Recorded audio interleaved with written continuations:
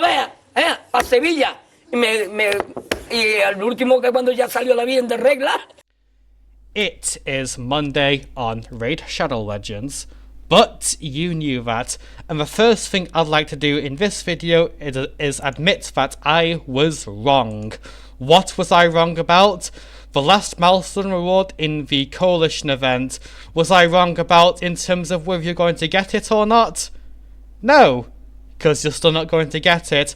However, I believe that they were more legendary Twisted Horns like the kind you get here and here, when in fact, they are mythical Twisted Horns. Does that change what you would get if you got these? Most likely. Does it mean you're going to get them? No, because it's at 20,000, and even if you've done everything here, then you're probably not going to have enough unless you really grind these repeat quests. Also, spend 140 energy in the Spider's Den.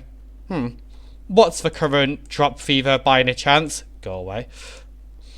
Oh, it's Dragon and Speed, so yeah.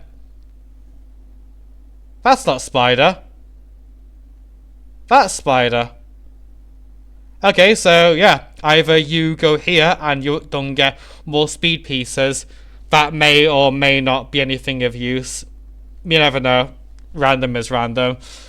Or you go here and you're not getting anything towards your repeat quest for your Twisted Horns that you were absolutely, certainly, and definitely going to be getting. And yeah, let's not kid ourselves here. So, right now, the Coalition event has been a bit glum for many, and what I didn't cover was there was recently an event where there was a 10x chance of getting Kurosa the Covetous, you know, the Demonspawn Mythical this entire thing's meant to be all about. You're probably not paying too much attention to it. I don't blame you. And if you saw here, 55 reviews, that means at least 55 people in the player base pulled for her during the event. Also, one thing I want to say is you can't get her right now, so don't try. Really, it's only ending in tears. And put this back again now. If we check these reviews, then they seem a bit average, don't they? Thought she was meant to be super special, but 4.2. I guess she's not that brilliant after all. And it turns out that, yeah, she's actually not that great. So, what went wrong, exactly? First off, let's go over what she does, shall we? So, first off, we have AoE, heals allies based off her attack. So this attack is 3x attack, and the heal is 2x. So, if you have 10,000 attack on her, then you're going to heal for 20,000, which is good, right? Then we have removes what debuff from our allies, increase attack, and a shield that scales off the champion's attack. And I believe this shield is 3x your attack. So again, 10,000 attack.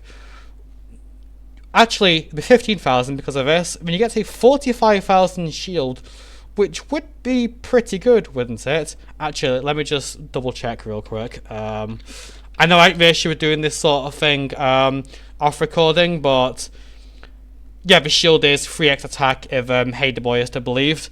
And then we have Running Rampant, place a taunt buff and a fortify buff on champion for 2 turns. Now, 25% fortify means that ignore defense effects are 25% less effective on you.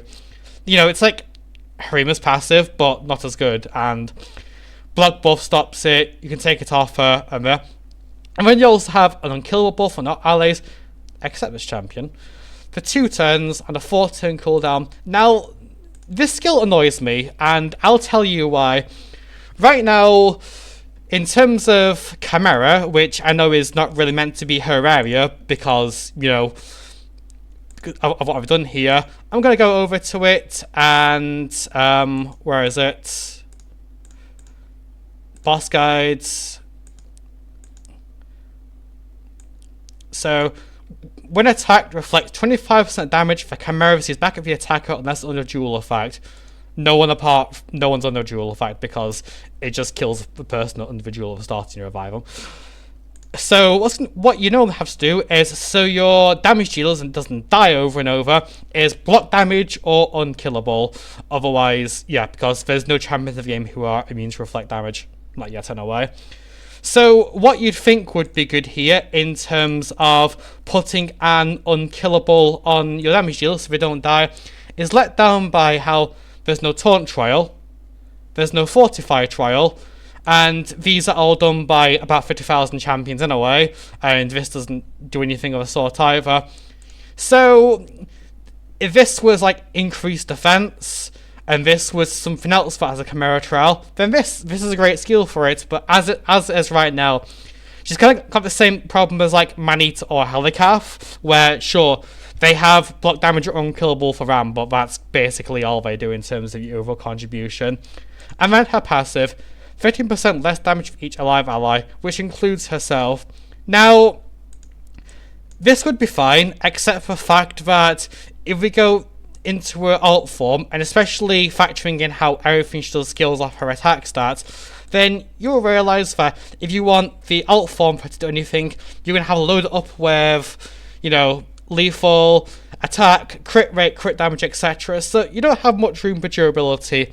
So to ask this base form to be able to take hits when, you know, taunt, non-killable for herself, even with 60% DR, let's put it another way, shall we? So let me go with my champion collection, have my input suppressed by deals and never going to buy ever again. Then let's say she's got similar stats to my Baron here. Now, 43k HP, 3k defense, even with 60% DR, if he gets hit by something, he's probably going to pass on. So that is the same problem that Kurosa has, where 60% damage reduction just isn't enough to keep her alive if she has to be in full damage stats. And then, as you see, active effect, instant transforms when this living ally is killed. You know, like Sequin for Nephilim, except not as good, because, sure, we have our passive here, which means we're dealing 45% more damage in arena, because there's 3 dead allies, and get a lot of turn meter. However, she has no self-defense at this point. You're going to do this to give yourself a shatter buff, because, you know, just having 15% ignore defense is too hard. It has to be another buff or debuff into the game. It's like Magic the Gathering and the very, very old set of Time Spiral, where they would keyword random things as like, okay, these are what keywords come like in the future. They weren't, but it's basically that. So we're just keywording everything at this point. And then you hit them with this, and you try and one-shot them. I say try because you better had, because otherwise, if you don't kill everything, then yeah, she's probably going to join the rest of her allies who are dead. And she's not guaranteed to do this, and her multipliers are fine. I believe, let me check. Okay, the A1 has a treble hit, attack multiplier of 1.3x attack, so 3.9, and the AoE has a multiplier of 4x. But factoring in how she's going to do 45% more damage, and her multipliers are very good in that regard. The issue is just that she's very situational in that regard. It's not a reliable strategy at all, because either she will get blown through regardless because she doesn't have any other form of self-defense apart from this. Like, yeah, sure, reducing ignore defense by 25% is fine, but when you don't have much of a defense stat in the first place, it doesn't really matter. So either that happens, or she doesn't get to do a whole lot in the first place, or she outforms, kills a few things, not enough, and then passes on. So yeah, the overall consensus right now is that she is not great, and I think that's partially the point, because she is a limited champion who you can't get right now. I believe after Chaos Awakes ends, she's just in the normal Primal Remnant summon pool, but yeah, until then. And how would I fix her?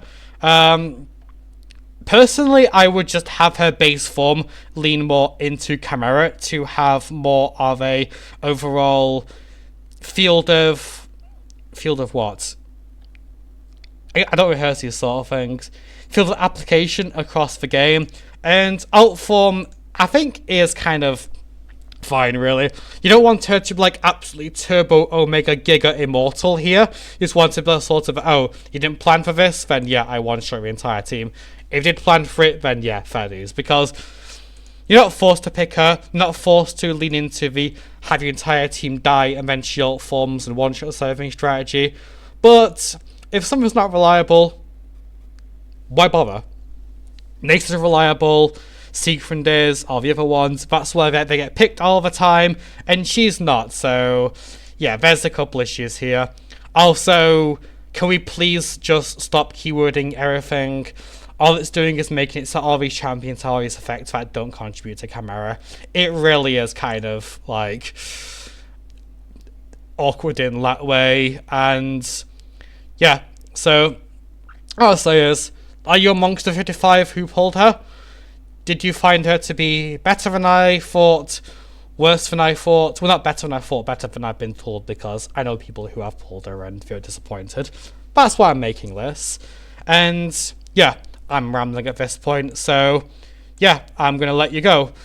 Who knows, maybe in a week or so I'll say I was wrong about Kurosa and she's actually kind of Omega cracked, but until then, yeah, see ya.